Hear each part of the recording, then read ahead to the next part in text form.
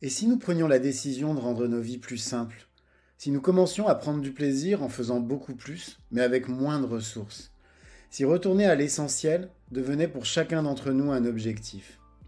Je m'appelle Lionel Clément et depuis une dizaine d'années, j'ai décidé de mener une vie plus simple, plus en adéquation avec mes valeurs.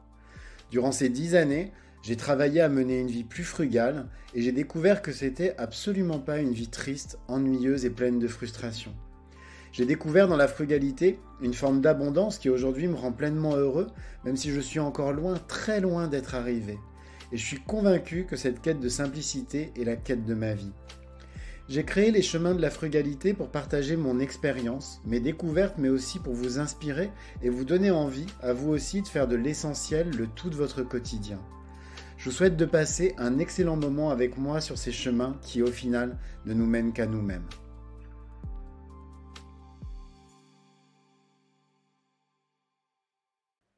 Alors je ne sais vraiment pas pour vous, mais le jour où je dois aller faire mes courses, c'est vraiment pour moi un des plus beaux jours de ma semaine.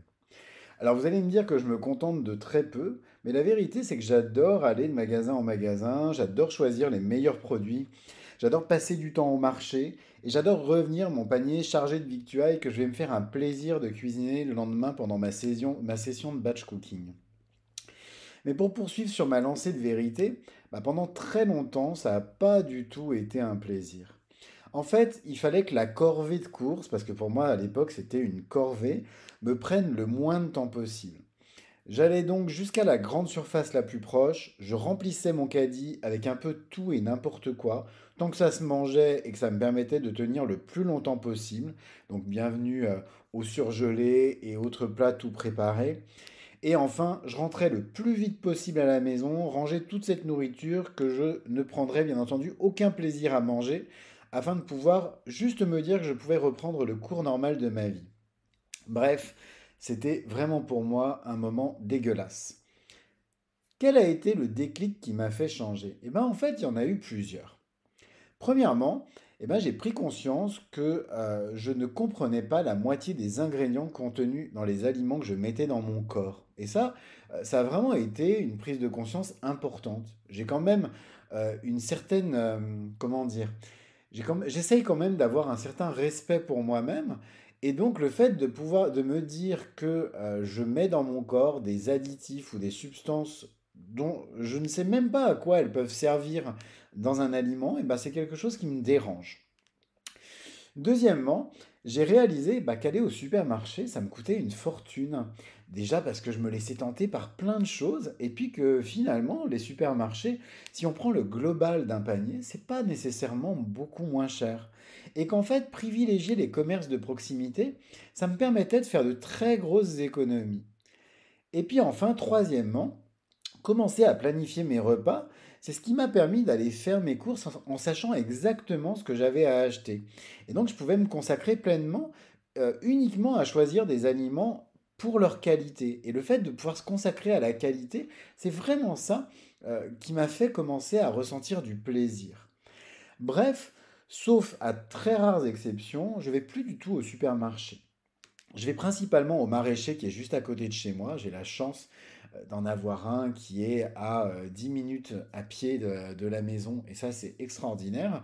Et puis je vais au Biocop parce que là aussi j'ai un magasin bio donc qui est juste à côté et je me rends compte qu'en fait c'est pas nécessairement beaucoup plus cher aujourd'hui au vu notamment de l'inflation galopante. C'est pas beaucoup plus cher et c'est parfois même beaucoup moins cher que le supermarché du coin.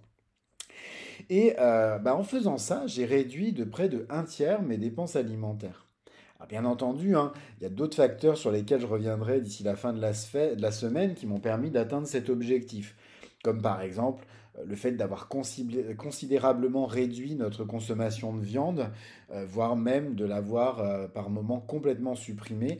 Et ça, c'est un vrai facteur d'économie. Mais je me suis vraiment rendu compte, en tout cas, qu'acheter de bons produits me coûtait beaucoup moins cher qu'auparavant. Ce qui me coûtait, c'était donc toutes les cochonneries que j'avais pas prévu d'acheter, mais pour lesquelles je me laissais tenter. En fait, dans cet épisode, je vais essayer de vous faire sortir des grandes surfaces, vous montrer que passer du temps à choisir des aliments, c'est un plaisir qu'il faut vraiment pas négliger. et que c'est en tout cas un plaisir qui est pour moi essentiel. Et donc, ne serait-ce que pour ça, j'avais envie de le partager avec vous dans le cadre de cette semaine dédiée au batch cooking. Pour que mes courses soient un plaisir, j'ai en fait compris qu'il y avait deux conditions importantes. La première, c'est surtout que je ne sois pas pressé. Personnellement, je bloque toujours, enfin maintenant en tout cas, une matinée complète pour faire mes courses qui deviennent donc une vraie balade de santé. C'est-à-dire que je marche, je vais faire des kilomètres, je vais passer du temps à flâner, etc. Et c'est vraiment donc un moment super agréable par rapport à avant où il fallait qu'en une demi-heure chrono, tout soit plié.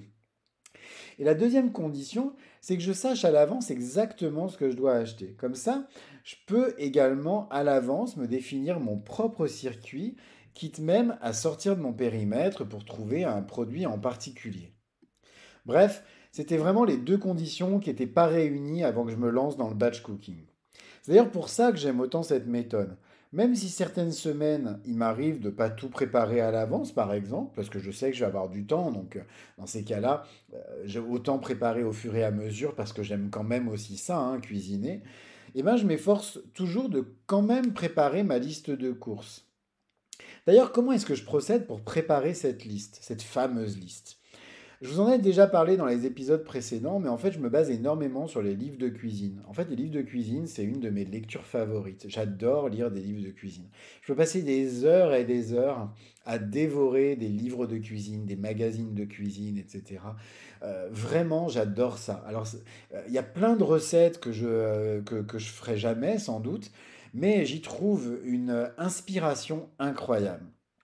Et puis j'adore aussi consulter certains sites, par exemple Marmiton, sur lesquels je trouve plein d'inspiration. Et l'avantage, c'est que j'ai grâce à toutes ces recettes et ces donc sites et livres, les quantités exactes des différents ingrédients dont j'ai besoin. Donc une fois que j'ai fait l'inventaire de mon stock, pour savoir si j'ai pas déjà l'ingrédient qu'il faut ou un équivalent, je vous donne deux exemples. Il n'y a aucune différence par exemple entre de la fécule de pomme de terre ou de la fécule de maïs. C'est exactement la même chose, le résultat va être très équivalent. Donc pas la peine d'acheter les deux. Ou alors, il n'y a pas de différence entre de la farine T55 parce qu'on peut et de la farine T65. On peut tout à fait remplacer l'une par l'autre et il n'y aura pas une énorme incidence sur votre préparation. Bref, une fois que j'ai fait mon inventaire et que j'ai regardé si j'ai pas des équivalents, parce que je vous rappelle que je suis quelqu'un qui a une fâcheuse tendance à stocker, même si je me soigne, eh ben, je peux dresser ma liste avec les justes quantités qui me seront nécessaires. D'ailleurs, cette question des quantités, elle est super importante, parce qu'on a toujours tendance à prendre un plus gros conditionnement au prétexte que c'est plus économique, même si on sait pertinemment qu'on ne le consommera pas entièrement. Et ça, c'est quelque chose qui est souvent mis en avant par les grandes surfaces. Vous avez par exemple un petit contenant qui correspond à la juste quantité dont vous auriez besoin, qui est moins cher en soi d'ailleurs, mais à côté vous avez un gros contenant plus cher, mais par contre avec un prix au kilo inférieur. Et souvent on a tendance à se dire, dans ces cas-là, je vais prendre le plus gros contenant avec le prix au kilo le moins cher. Sauf qu'au final, vous vous retrouvez à stocker de la marchandise, à stocker des aliments que vous allez peut-être pas utiliser. Donc très clairement, moi j'ai vraiment changé mon fusil d'épaule par rapport à ça. Et aujourd'hui, je préfère acheter le plus petit conditionnement ou même acheter en vrac, quitte à payer plus cher au kilo, mais en étant certain qu'il y aura au final ni stock ni déchets.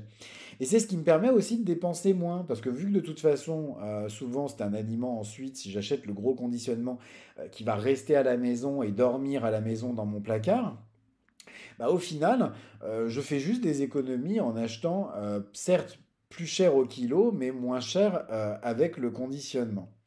Donc c'est ce qui me permet de dépenser moins et donc de réaliser des économies importantes sur mon panier de commission. Au-delà de ces quelques bonnes pratiques, qui peuvent, pour certaines, je peux comprendre, vous paraître un petit peu contre-intuitives, je fais également très attention aux lieux dans lesquels je vais faire mes courses.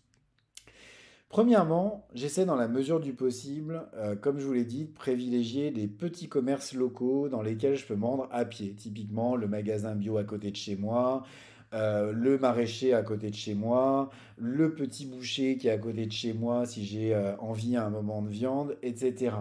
Pour ça, J'ai un super caddie à roulettes. Alors ça peut sembler être vraiment un instrument ultra démodé, mais pour moi c'est vraiment l'instrument indispensable de tout bon frugaliste qui se respecte pour deux raisons. Déjà, ça vous évite de prendre un véhicule pour aller faire vos courses, ce qui est déjà génial, hein.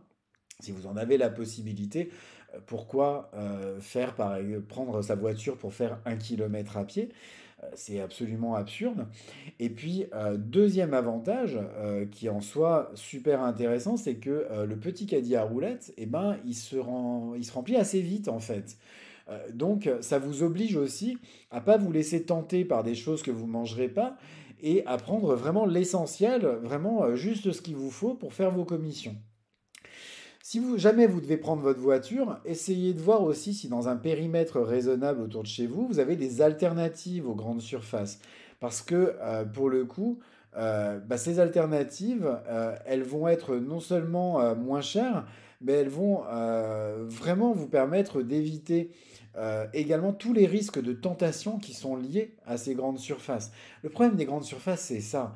C'est vraiment qu'on rentre là-dedans, au-delà des grandes chaînes, etc., et de l'industrie agroalimentaire, qui est un autre débat, mais vous rentrez là-dedans, vous êtes sans arrêt tenté par des choses que vous n'auriez pas achetées.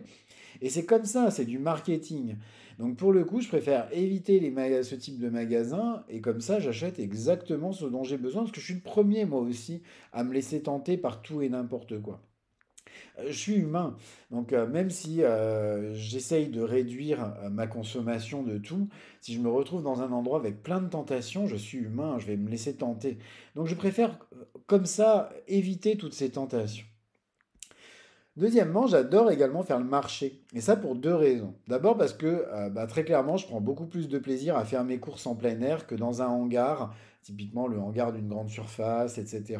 Mais aussi parce que les aliments que je vais acheter sur le marché sont souvent beaucoup moins chers. En fait, si je fais le comparatif d'aliments achetés sur le marché par rapport aux mêmes aliments achetés dans une grande surface, souvent, il y a un vrai différentiel de prix. Et ça, c'est quand même important de le prendre en compte. Par ailleurs, en début et en fin de marché, la plupart des maraîchers proposent des rabais importants sur leurs fruits et légumes abîmés. Vous savez, ils proposent des espèces par exemple, de petites bassines où vous avez alors des carottes un petit peu défraîchies, mais une fois, par exemple, épluchées et cuisinées, elles sont très bonnes. Et ils le font pour plein de choses. Donc ça, c'est un excellent moyen de faire ses courses pour presque rien.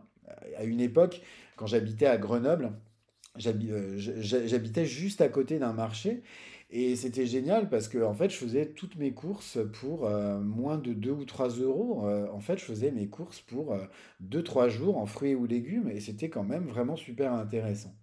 Enfin, si jamais vous êtes adepte du frianisme, donc ça je vous laisse écouter l'épisode 37 de mon podcast, c'est un épisode hors série où j'invite Charlotte Gauthier qui fait partie de l'association Écovirage, donc je vous laisse découvrir en écoutant l'épisode 37 exactement ce dont il s'agit.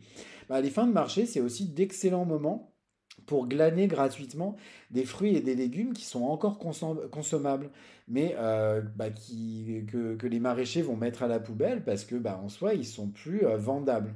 Donc vraiment, n'hésitez pas à aller faire les fins de marché. C'est souvent des moments où vous allez vraiment réaliser de très belles économies. Par ailleurs, vivant à Marseille, j'ai la chance d'avoir autour de moi plein de producteurs qui n'hésitent pas à vendre en direct leurs produits, notamment directement sur leur exploitation. La plupart du temps, il s'agit de fruits ou de légumes biologiques et on peut les acheter beaucoup, beaucoup moins cher. Là, vous allez faire jusqu'à 50-60% de réduction par rapport au prix que vous allez trouver dans les magasins.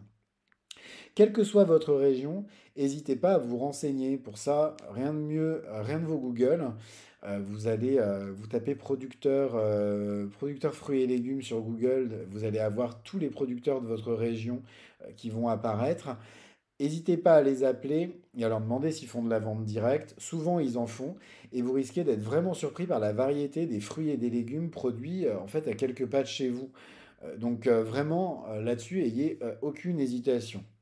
Et enfin, si jamais vous ne pouvez pas vous déplacer chez les producteurs, pourquoi ne pas vous adresser à une AMAP?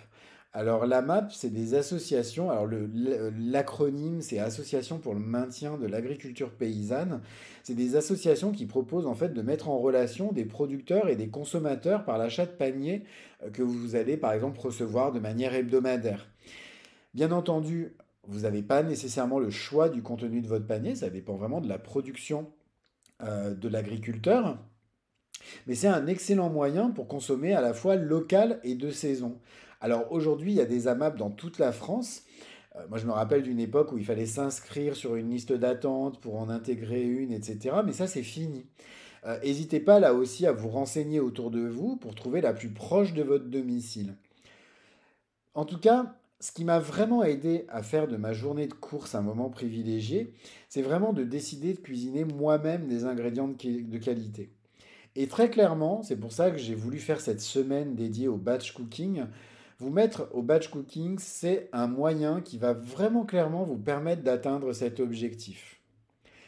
Cet épisode des chemins de la frugalité est maintenant terminé. Alors comme d'habitude, je me répète d'épisode en épisode, mais ça n'est pas grave, je ne lâcherai rien. Je vous invite, si vous aimez mon podcast, à vous y abonner. Vous pouvez vous y abonner sur Google Podcast, sur Apple Podcast, bien entendu, mais aussi sur YouTube, où vous retrouvez tous les épisodes de mon podcast. Donc n'hésitez pas à vous y abonner. Et pourquoi pas, typiquement sur Apple Podcast, à lui mettre 5 étoiles, parce que ça va vraiment m'aider à bien le référencer sur cette plateforme.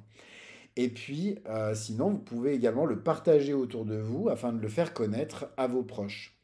En attendant, je vous souhaite à tous une très belle journée et puis je vous dis à demain pour un nouvel épisode. Au revoir.